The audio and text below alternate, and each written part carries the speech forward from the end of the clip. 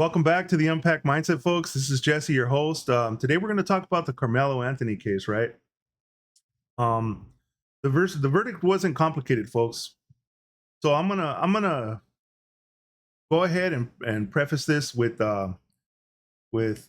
dispelling a lot of the rumors that have been getting put out, right? So we're gonna leave out all the memes, all the outrage loops, and all these narratives that people glued onto it, and we're gonna stick to the facts, and we'll go over some of these rumors. Um, because once you strip away all the noise, folks, you know, and you'll begin to realize that the verdict wasn't some mystery, right? It wasn't some racially engineered plan or some coded message from the justice system, right? It was straightforward. And before we get into the evidence, let's kill the biggest rumors on social media that were getting pushed like it was gospel. So one of the rumors was that it was an all-white jury. That was completely false, folks. Um, Here's the part that people never really explain correctly. Um, there were black prospective jurors in the pool. Okay, they were not seated, folks. Okay, why?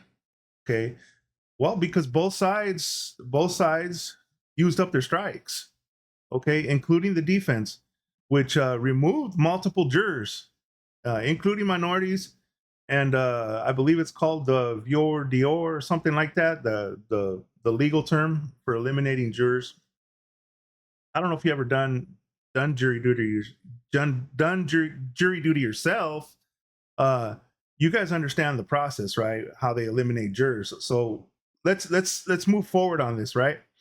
the the final jury looked like this. It had, from my understanding, it had one Asian juror, one Indian, one Hispanic juror, two other non-black minority jurors, and the rest were white. So this all white jury uh, rumor is out the door, folks. So it wasn't a racially engineered panel, okay? And absurdly not a jury handpicked by the prosecution to railroad anybody. The other rumor was that the witnesses were white, also false. Okay, several key witnesses were black, students who were standing right there under the same tent. Their testimony wasn't influenced by race. It was influenced by what they saw with their own eyes, folks, with their own eyes. And the other rumor was that the victim was attacked first. I'm going to clarify this later on in this podcast. Okay, there was zero evidence of that, not from the witnesses, not from video, not from the medical examiner, not even from the defendant's own statements. Right? At most, there was a shove. Okay, it was a non-deadly, non-weaponized push in a heated argument. Okay, and you know, use of force, folks, especially when it comes to the courts, they're going to dissect that. They're going to dissect it, right? So you have to understand how this whole thing developed, right? And responding, when you respond to a shove, right, with a heart-piercing knife strike, is in my opinion the legal definition of killing a fly with a sledgehammer, folks. Right?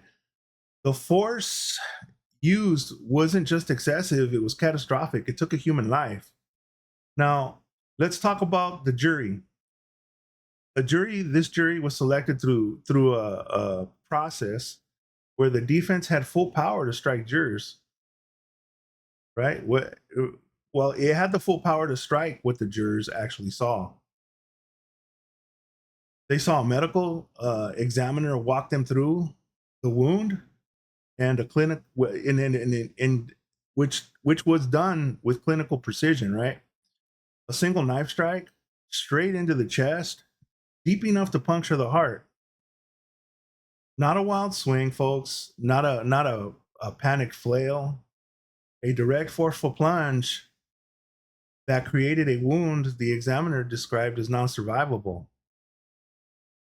Now, when I talk about incidents like this, folks, I've seen a lot of incidents and witnessed a lot of incidents like this. Okay. So I pretty much know what I'm talking about when it comes to use of force, right? Um, the autopsy photos from what I've read showed a large gaping wound. It was the kind of injury that tells exactly what kind of force was used and exactly where it was aimed. Think about that, folks. You don't exactly hit the heart with that kind of depth and that kind of angle. Um, then came the witnesses, and again, many of them were black students, kids, people who were right there, feet away, watching it all unfold. And all their stories lined up. The argument started over a tent. The victim told him to leave. There was no deadly threat. The victim had no weapon. The confrontation was verbal, not lethal. And then came the chest stab. Self defense? You don't claim self defense against non lethal force. Okay, that's just how it works. Um, and that's how common sense works, right? And what the and the jury saw that too. They didn't take days. They didn't get stuck, right? They didn't ask for clarification on that law. They walked into that room, looked at the evidence, and came back, right? 3 hours in a murder case trial is the equivalent of, in my opinion, we saw the same thing, and let's not pretend we didn't, right? From my understanding, everything lined up. The witness testimony, the medical evidence, and all the jurors felt the same. This wasn't just a system that was guessing. This wasn't a system that was stretching the facts of the case. This wasn't a system reacting to clear, consistent physical evidence from witnesses of multiple races reviewed by a jury. They selected through a process where the defense had equal power, supported by medical records that left no room for alternative interpretations. Now let's address the loudest argument here, man.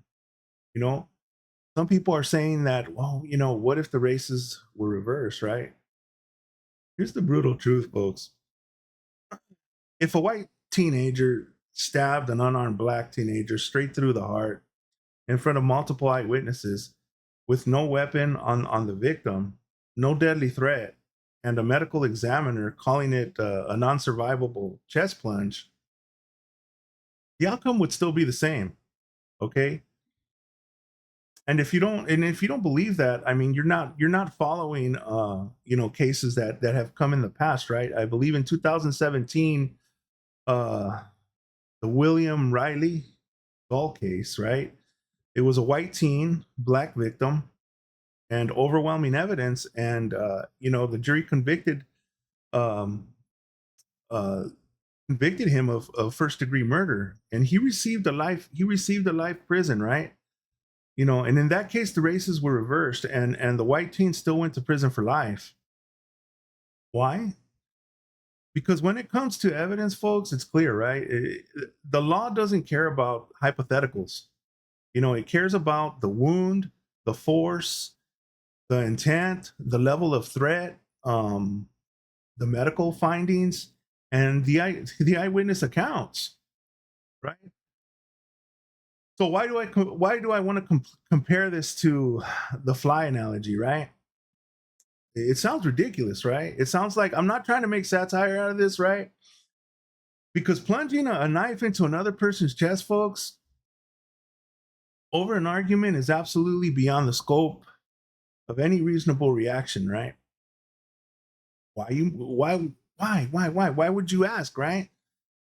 Well, not only does it show a mismatch of weapon to target, right? It proves that nobody ever mentored this young man on having a proportional response, right? And the optics, right? They scream, I panic under pressure. It's a physical embodiment of overcompensation. It makes you look like you think violence scales with effectiveness, right? As if more force automatically equals better outcomes. That's not a strategy, folks. That's chaos with the blade. You know, if you know, it's a public confession, right? That you lack finesse, man. You lack finesse, you lack precision, you lack technique, you lack timing. No, you're saying no, just brute force, right? With bad decisions, right?